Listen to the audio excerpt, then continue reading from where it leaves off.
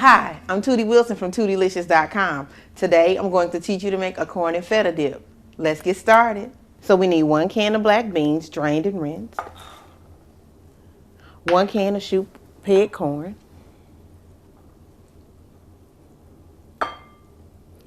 and we need 6 ounces of crumbled feta cheese, you need about 4 scallions chopped,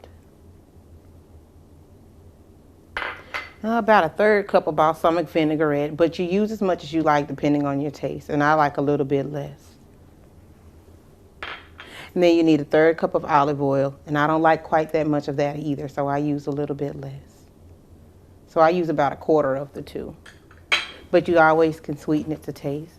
So what you do is you try it first to see if it's what you want, and if it's not, always you can add sugar. So because this recipe calls for 2 to 3 tablespoons of sugar. So I usually use about 2 tablespoons more so. Just mix it all in.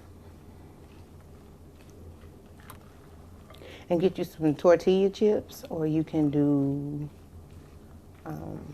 the scoop chips takes really good, and you can get a whole lot of it in there. I think the more you get, the better you like it. So try it with some scoops and see what you come up with. So there you go. That's how you make a corn and feta dip.